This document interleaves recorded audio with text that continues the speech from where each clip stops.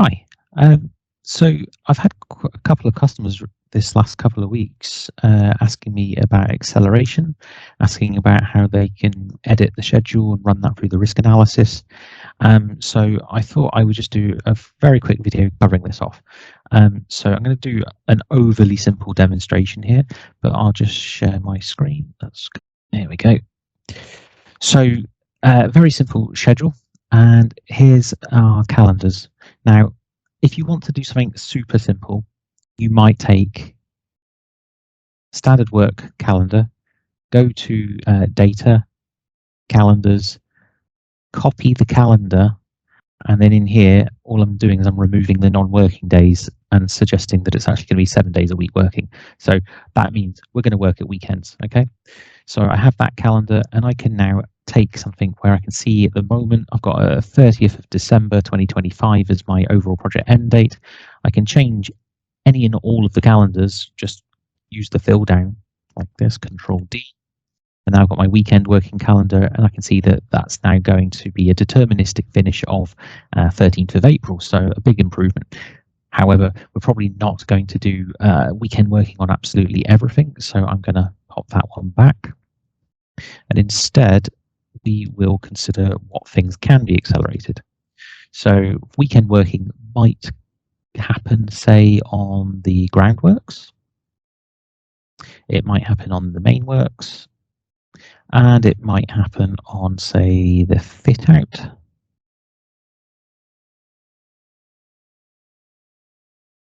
And possibly even the site clearance, actually. So we'll do that one too.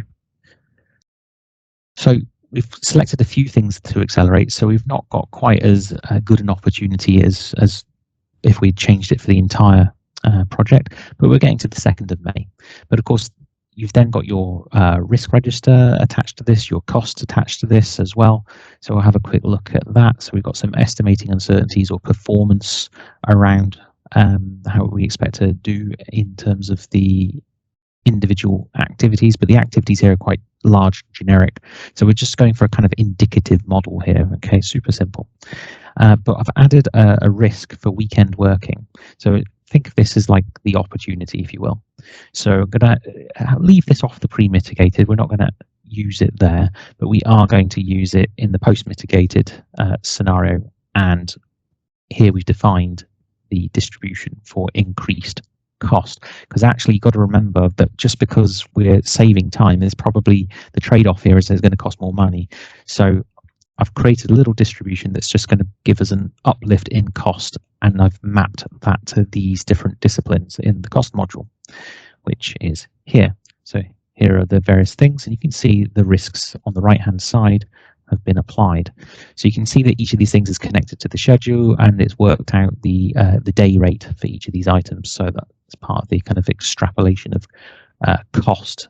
So we'll be using our distribution comparison over here to save a version of the schedule as it was in terms of the original deterministic point, and then we would run the simulation with this opportunity on with the calendars switched. So we'll just make sure that our risks are mapped. So one thing that you could do, in fact, when it comes to these risk mappings, if you wanted to make your life a little easier, I suppose you could set up a filter just to look at the calendar of the weekend working here, and then of course your risk mapping in Safran will now only show you those activities. Is not been applied. In fact, all of these haven't been applied. So I can click these individually, or I can click the top node, and then they'll all snap there. So the weekend working is now been applied to just those things. And you can see that we're just showing 4 out of 13 activities there. So just in case anyone ever wonders where all the other ones have gone. But we can move through to the analysis. So this is going to have my weekend working just switched onto the post-mitigated position, and then we'd run the analysis, and of course you sort of see the step through. All the other activities outside of the filter are still being calculated as part of the schedule network. Of course, I'm just filtered on just seeing just these things. But anyway, that's irrelevant. Let's just move through, and then we get to the outputs. In fact, let me turn off the filter now. And when we look at this distribution graph, we can look at finish dates, and we can look at durations, and we can, of course, switch over to overall cost as well when looking at these things. So now it's just a case of selecting which curves you want to send and save in the distribution comparison by clicking this button here. Now, for us Brits. Kind of Blue Peter moment because I've already been playing with this. So here's my distribution comparison. So here's one for the costs. So this blue curve here represents my original sort of deterministic 7 hours a day, 5 days a week.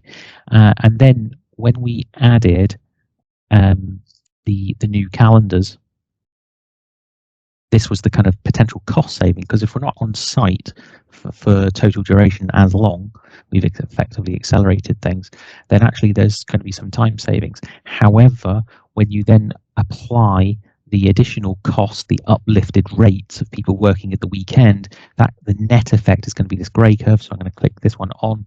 So you can sort of see the three different sort of situations. So the net effect is that it's going to cost more, and you can say, well, which p-value you're interested in. So P80 is going to be an additional cost of 245 grand.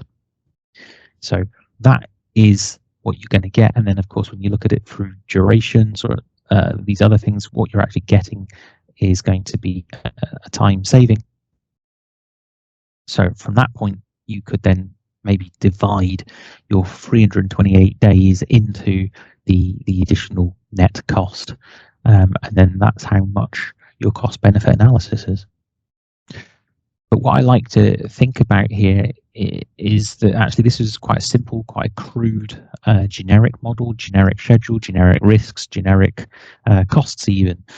So it wasn't a detailed resource loaded schedule, which you could have done if you wanted to, but just for the purposes of this example, what you're able to see is that with very simple or generic models, you can actually extract some useful insights very quickly, and without all the effort that would have to go into maintaining a massive, tens of thousands of line items or resource loaded, etc. This is just a quick, crude way of doing something to get some insight, some information that helps you and your team make some decisions on.